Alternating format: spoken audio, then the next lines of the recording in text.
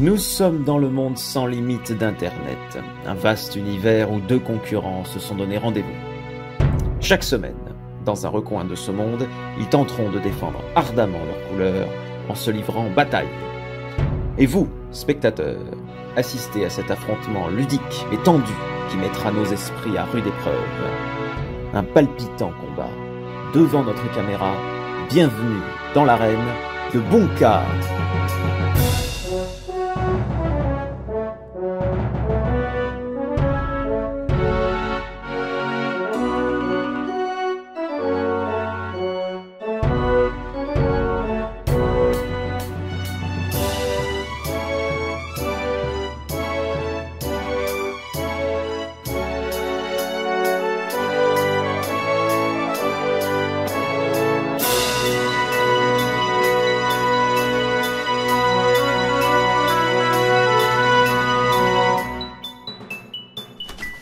Bienvenue dans cette 8e émission de Bunka.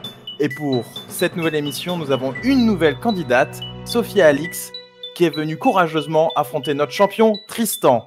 Donc Tristan, tu es maintenant notre plus grand champion de l'émission. Donc avec 3 bases, je le rappelle. Est-ce que tu te souviens de tes bases ? Oui, Guadalajara, Chihuahua, mais la troisième, non, je la connaissais que les oui. en fait, avant. Donc, la ville dans le Sinaloa, Culiacán. Culiacán, que je découvrais. Et donc maintenant, faisons connaissance un peu avec Sophie Alix. Donc je te laisse 10 secondes pour te présenter à nos chers téléspectateurs. Ouh là là, 10 secondes, c'est court. Salut, Sophie Alix, enchantée. Moi, je suis comédienne, chanteuse et ravie d'être là. Eh bien, aujourd'hui est un grand jour parce qu'aujourd'hui, le restaurant Bunka ouvre ses portes. Et donc, on va passer tout de suite au jeu parce que c'est ça qui nous intéresse. On va passer à la manche d'estimation. Combien y a-t-il de restaurants étoilés par le guide Michelin en France et en 2024 ? Vous avez 20 secondes pour répondre dans le champ. Attention, question un peu compliquée, mais toujours intéressante. Eh bien, on n'a pas besoin d'attendre les 20 secondes parce que les 2 réponses ont déjà été données. Et donc, j'ai pour Tristan la réponse 113. Et pour Sophie Alix, nous avons pour réponse 350. Ouais. Et la réponse exacte a été bien au-dessus de vos réponses, c'était 639. Mais c'est quand même Sophie Alix qui est la plus proche. Et donc, elle va pouvoir commencer en première dans la manche 1. Quels seront les thèmes de la manche 1 ou plutôt le menu du restaurant Bunka aujourd'hui ? Je vous le dis tout de suite. Voyage culinaire appétissant, bien manger, c'est une science et des aliments légendaires. Voilà ce que Bunka vous propose aujourd'hui. Et donc maintenant, il va falloir accumuler des points dans cette prise de position pour bien démarrer la manche 2. Donc Sophie Alix, quel thème choisis-tu et surtout à quelle difficulté ? Moi, je vais partir sur une case. Sur une case, mais quel thème ? Voyage culinaire ? Allez, c'est parti, voyage culinaire appétissant. Alors, quel âge donne-t-on à une spécialité chinoise consistant en un œuf de canne que l'on a laissé vieillir dans une boue riche en ingrédients ? Je crois que c'est l'œuf de 100 ans. On vérifie. Et oui, c'est la bonne réponse, c'est l'œuf de 100 ans. Autour de Tristan maintenant. Oh bah ouais, j'aime bien la gastronomie aussi, donc on va partir sur le même thème, le voyage culinaire, mais à 2 cases du coup. À 2 cases, allez c'est parti. Comment appelle-t-on la spécialité écossaise qui consiste en une panse de brebis farcie avec un mélange d'abats ? Ça aussi c'est très bon. J'ai jamais goûté, j'y compte pas, et c'est le haggis. Avec la prononciation en plus, bravo ! C'était bien ça, 2 points. Sophie Alix, alors que choisis-tu ? On va rester dans le voyage culinaire. Pour 3 points ? Oui. Allez, Allons-y. c'est parti. Soyons fous. De quel poisson est composé le surströmming, sans l'accent malheureusement, qui est un plat fermenté d'origine suédoise et qui est célèbre pour son odeur extrêmement puissante ? Du hareng ? On vérifie, attention. Grosse tension. Et c'était bien la bonne réponse, bravo, 3 points. Tristan, il faut répondre à ça. Hein. Oui, il faut répondre. Alors- Eh bien, on va partir du côté de la science avec 2 cases. 2 cases, bien manger, c'est une science, c'est parti. Quel ingrédient faut-il rajouter au mou du vin pour augmenter le degré d'alcool final du vin après la fermentation alcoolique et ainsi procéder à une chaptalisation? C'est du sucre. Eh bien, direct, la bonne réponse, ça enchaîne coup sur coup. Nos candidats sont très forts aujourd'hui. Sophie Alix, que fais-tu? Que choisis-tu? Attends, c'est quoi la deuxième catégorie? Pas la science, l'autre. Les aliments légendaires? Ouais, allons-y. Pour combien de cases? 3, soyons fous. 3. Oh là là.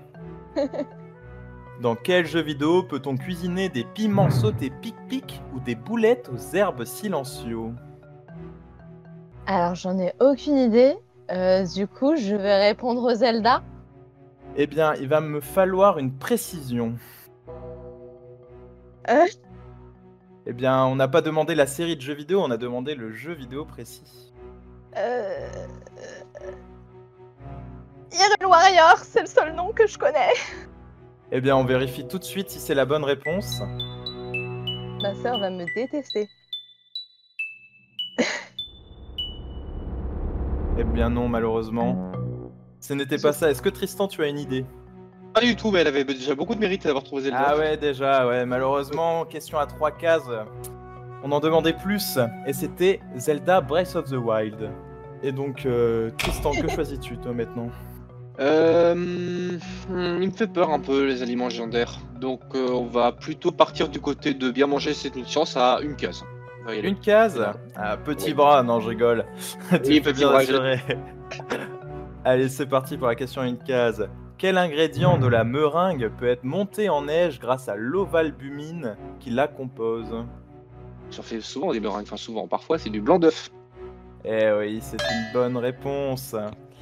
Il reste plus qu'une question pour chacun. Et donc, Sophie Alix, tu as le choix parmi ces 3 dernières questions. Que choisis-tu? Les aliments légendaires pour 2 points. Pour 2 points. Quelle nourriture miraculeuse a été fournie par Dieu aux Israélites pendant leur traversée du désert selon la Bible? J'allais dire de la mythe, pas. De là? Non, c'est de la... Non, c'est de la farine, je crois. Oui, je bloque la farine. Ok, voyons voir si c'est la bonne réponse.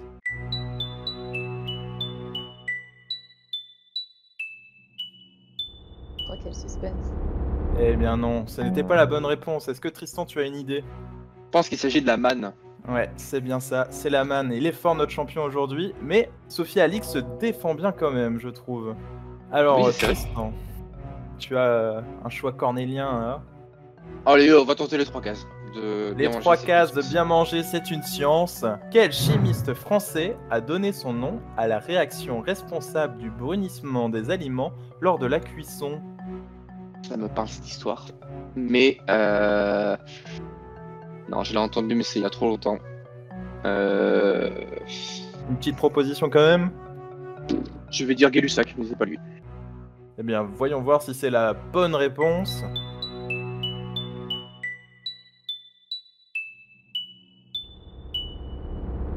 Eh bien non.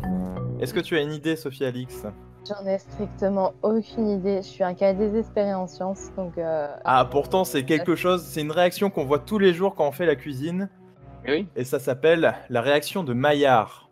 Tristan cumule 5 points et Sophie Alix 4 points. Donc on aura une manche 2 qui va commencer déjà très serrée. J'espère que ça va être une dispute légendaire. Attention à vos buzz, préparez-les bien parce que le vrai combat commence maintenant.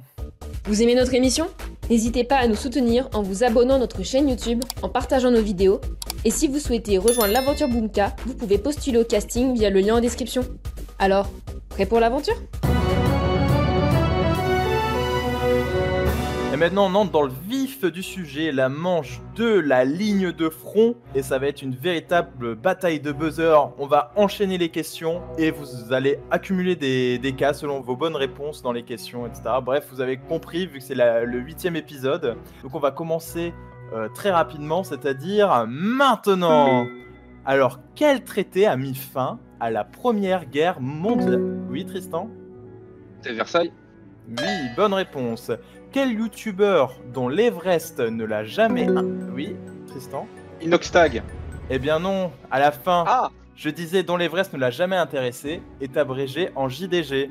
C'était le petit joueur du grenier.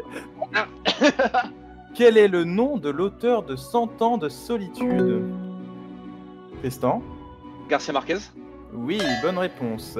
Quel philosophe dis donc, allemand est connu pour sa théorie de l'Übermensch? Oui, Tristan? Kant. Non, c'était Nietzsche, l'Übermensch. Quel anglicisme désigne la technologie qui permet de lire des fichiers vidéo en flux continu sans avoir à attendre la fin de leur téléchargement? Oui, Tristan? Flux tendu. Non. C'était un anglicisme qu'on cherchait, c'était le streaming. Dans quel film peut-on voir un robot humanoïde caché dans l'équipage d'Hélène Ripley? Oui, Tristan? Alien. Alien, bonne réponse. Quel groupe de rock anglais a sorti l'incroyable album OK Computer en 1997? OK Computer. Oui, Tristan? Ok, les Clash. Non, c'était Radiohead. Ah merde. Quel cocktail se compose de bière, de limonade et de sirop de grenadine?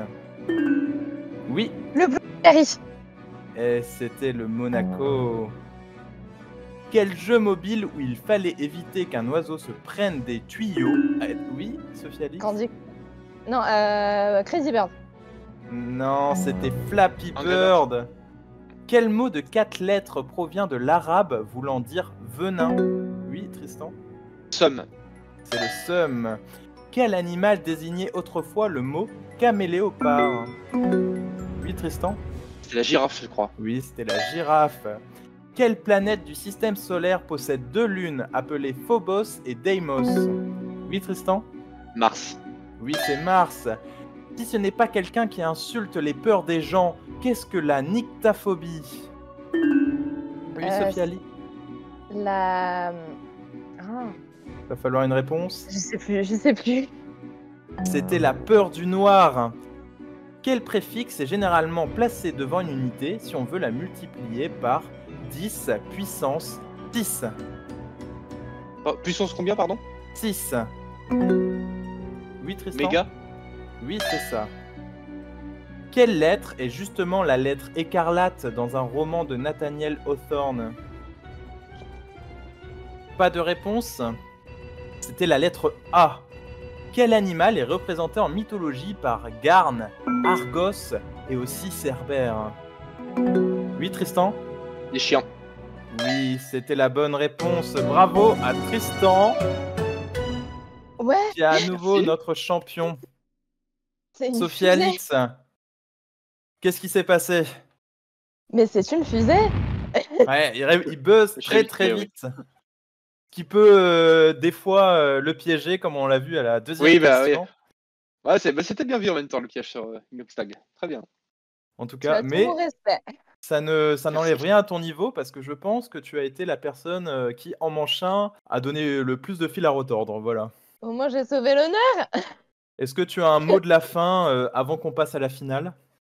Bah, bravo, c'était très chouette, Merci. très, très bon moment et bravo à toute l'équipe. Eh bien, j'espère Je que souhaite tu une belle reviendras alors. continuation.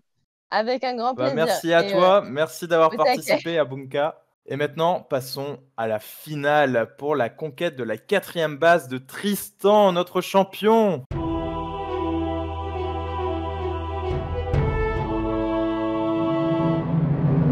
C'est donc la 4e finale de notre champion Tristan. Donc si la dernière fois on était au Sinalao, aujourd'hui on est à Mexico. Merci. Exactement. Alors on va être sur une finale de type attaque. C'est-à-dire que tu auras 10 cases. Sur ces 10 cases, il y aura 10 indices sur des gens qui sont liés de près ou de loin à Mexico. Et avec ces indices, il faudra retrouver les personnes qui y sont cachées. Est-ce que tu as compris? D'accord. Oui, c'est très clair.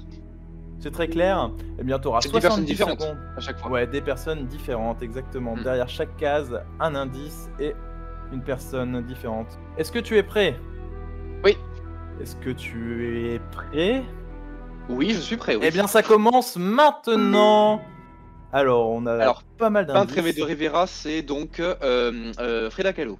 Oui, bonne réponse. Le premier qui a eu le point levé, peut-être Carlos, John Carlos. Non. Ah, bah je sais pas l'autre. Fondateur et ennemi de Moctezuma, je sais pas.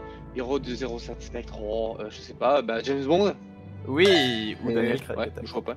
Deux frères et ODD, c'est donc c'est le groupe c'est PNL. Oui, exact. Bientôt 100 ans de réalisme magique, j'ai pas la ref. Un chien andalou, c'est Luis Buñuel. Bien joué. Bolchevique et Lénine parce qu'il est mort, ouais, c'est comment il s'appelle, Léon Trotsky. Et bien joué aussi. Prix Nobel 90, je sais pas, Garcia Marquez peut-être. Non, Non, il est pas mexicain. il Bah, te prix reste Nobel 20 90. secondes. On sait même pas dans quelle catégorie. Prix Nobel 90, je sais pas. Président et co-prince du Mexique. Ah non, Emmanuel Macron. Oui. Oui, d'Andorre, oui. Le premier qui a le point levé, je sais pas son nom, je connais que John Carlos, l'autre je sais pas. Fondateur Ah. et ennemi de Moctezuma. Et je c'est sais pas, Maximilien. fini. Ah, c'est trop tard. Et c'était fini de toute manière. Eh bien, tu as remporté 6 villes. Toujours entre 5 et 6, ouais. Ouais. C'est bien calibré, dis donc, cette finale. Oui, je vois ça, oui. Donc effectivement, la peintre aimée de Rivera, c'était bien Frida Kahlo qui est née à Mexico en 1907. Le prix Nobel 90, c'était en littérature et il est né à Mexico en 1914. Est-ce que tu connais des auteurs mexicains? Non. Eh Non, bien, bah, c'était j'avoue, non, je sache. Octavio Paz. Alors, Léo Trotsky, comme tu l'as dit, assassiné à Mexico en À Mexico. 1940. Luis Buñuel, il est mort en 1983 à Mexico. Et donc là, on a une série de naissances et de morts, mais bien sûr, après, on va un peu plus loin. Donc, bientôt 100 ans de réalisme magique. Eh bien, c'est Gabriel Garcia Marquez qui est né il y a bientôt 100 ans, et c'est aussi une référence à 100 ans de solitude. Et le réalisme magique, c'est son courant. Et il est mort à Mexico en 2014. Emmanuel Macron, effectivement, il est président de la France et coprince d'Andorre. Et Andorre a sa capitale jumelée avec Mexico. C'est pour ça qu'il était D'accord. présent, Emmanuel Macron. Ok. Ouais, lien un peu plus lointain. Tu avais la bonne référence pour le premier qui a eu le point levé. Donc on parlait Mexico, bien en du 68, médaillé d'or aux 200 mètres au JO de Mexico 1968, tu as raison. Donc c'est Tommy Smith qui lève le point avec John Carlos contre l'injustice envers les Noirs. Le fondateur de la ville de Mexico qui fut ennemi de Moctezuma, c'était, je suis sûr que tu le sais, c'était Hernán Cortés. Attends. Ah oui, non. Ensuite, pour le héros de 007 Spectre, c'était bien James Bond, j'acceptais Daniel Craig, parce qu'en fait, une partie du film fut tournée à Mexico en 2015. D'accord. Et ensuite, PNL, c'est parce que dans leur album Le Monde Chico, il y a une chanson qui s'appelle Mexico. Voilà, Bien. donc ça te fait 6 villes. Bravo Tristan pour cette nouvelle victoire. On espéra que tu continueras dans cette belle lancée. Eh bien, on se retrouve la semaine prochaine pour un nouvel épisode de Bunka. A plus! À plus.